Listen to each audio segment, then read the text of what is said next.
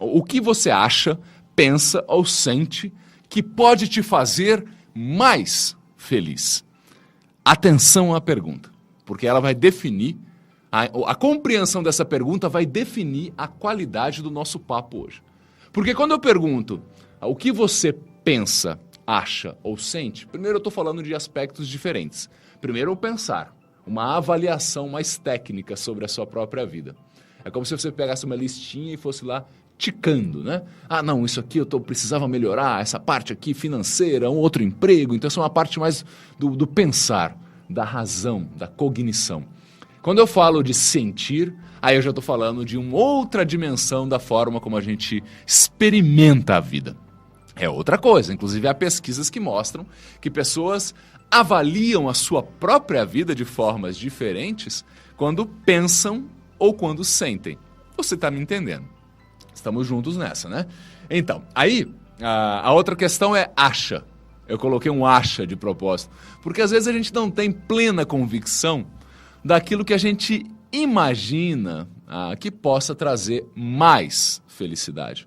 A gente precisa experimentar. E às vezes vem essa questão do interessado, é nesse sentido também.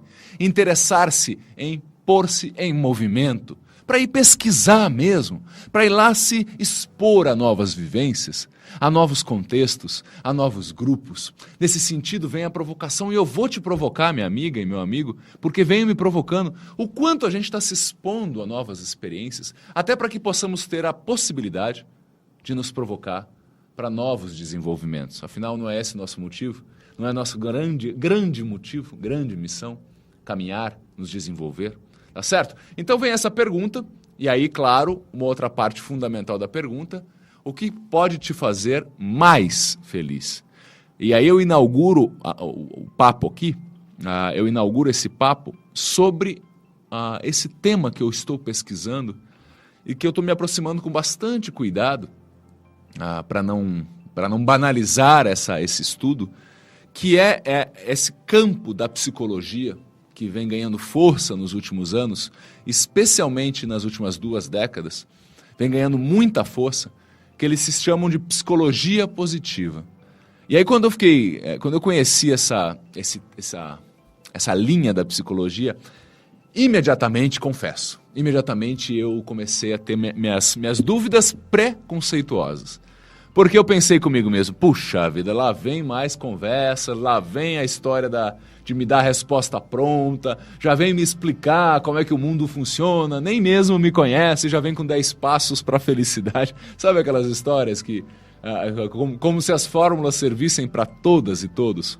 Não importa quem você seja, onde você more, quantos anos você tem, quais experiências você teve com a vida e a vida teve em ti. Não importando isso, tem resposta. Aí eu falei, puxa, não. Eu fiquei, como diz a expressão, eu fiquei meio bodeado. Eu não sei porque essa expressão, eu fico sempre receoso de ofender os bodes com a expressão, porque ficar bodeado parece sempre um sentido negativo. Você vê que bode é meio bravo, né? Não mexe com bode, não. Aí eu fui pesquisar um pouco mais da ciência da felicidade e da psicologia positiva, compreender de onde surgiu, fui lá pesquisar um pouco melhor. E eu encontrei um professor, sabe esses professores que na verdade eles são mais do que aqueles que transferem um conhecimento, que pegam e reproduzem um conhecimento? Eu faço votos que na sua vida você tenha tido algum tipo de intercessor desse sentido, um intercessor acadêmico, um mestre que olha para os alunos muito mais do que aqueles que não sabem de nada e despejam neles toda sorte de conteúdo. Não, mas que vão e passo, aos poucos, quase que de mãos dadas com os alunos, explicando, dando ideias, provocando, pensando junto. E assim foi com o professor da Universidade de Harvard, esse professor chamado Tal Ben-Shahar, é um professor israelense que fez toda a sua formação lá em Harvard, que há muitos e muitos anos é a principal instituição de ensino superior do mundo, indubitavelmente. Harvard é uma instituição absolutamente respeitável, pelo menos na produção de conteúdo científico. E aí esse professor lá em Harvard começou a ministrar aulas dentro desse espectro, dentro desse campo de conhecimento que é a ciência da felicidade. E é muito interessante que ele conta o tal Ben Shahar. Eu vou até soletrar o nome dele porque vale a pena procurar, inclusive na internet tem várias palestras que ele ministrou. Mas aí esse professor que é Tal, que é T-A-L, né? É T-A-L, T de tatu, A de amor, L de liberdade, Tal, Ben, é B de bola, E de escola, N de navio, Shahar. Shahar é o mais difícil, é S-H-A-H-A-R, Shahar, Ben Shahar, Tal Ben Shahar. Procure o que você vai encontrar. Esse jovem, é um jovem pesquisador, nos conta que a psicologia positiva, ou a ciência da felicidade, ela surgiu em 1998, quando esse Martin Seligman, um proeminente psicólogo lá dos Estados Unidos, inclusive ele tinha um cargo lá na presidência da Associação de Psicologia nos Estados Unidos, Associação Americana de Psicologia. Aqui, inclusive, vai um parênteses. Quando a gente fala americano, os americanos, querendo dizer de quem nasce nos Estados Unidos, vamos ser mais precisos, né, gente? Porque americanos somos todos nós que estamos nas Américas. Eles são estadunidenses, né? Nem norte-americanos exclusivamente são eles, porque também temos os canadenses e mexicanos. Eu sei, eu estou perturbando, mas é o correto, né? Eles são estadunidenses. Americano eu também sou, do Sul. E aí, esse Martin Seligman, esse presidente da Associação Americana de Psicologia, ele percebeu que tinha uma necessidade de criação desse movimento de avaliar outros lados da construção das sensações do ser humano. Sabe por quê?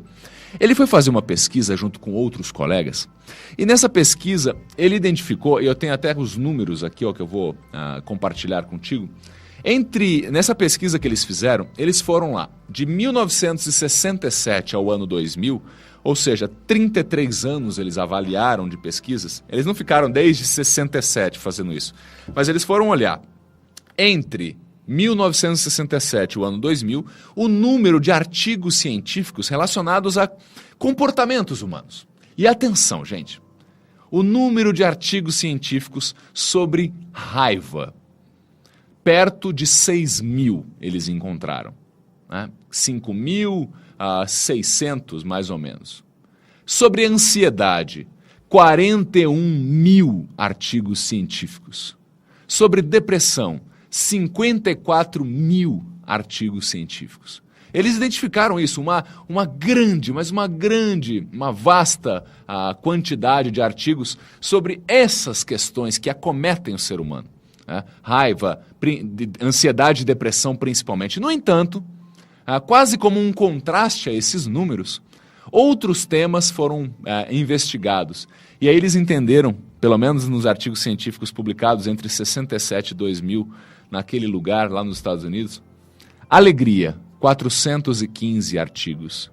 Felicidade, 1.710 artigos científicos. Satisfação de vida, 2.582 artigos científicos. Mas o resultado do entendimento de Martin Seligman e os seus colegas foi que a proporção entre os temas de pesquisa, que podem ser considerados a pesquisa sobre aquilo que é negativo no humano, calma, que eu não estou dizendo que não seja importante pesquisar, vamos falar sobre isso, mas a proporção entre o negativo e o positivo, ou seja, entre raiva, depressão e ansiedade, por um outro lado, alegria, felicidade, satisfação da vida, a proporção de 21:1 em favor dos temas considerados negativos, tá certo? Perceba então que esses psicólogos olharam para isso e falaram, precisamos mudar essa proporção.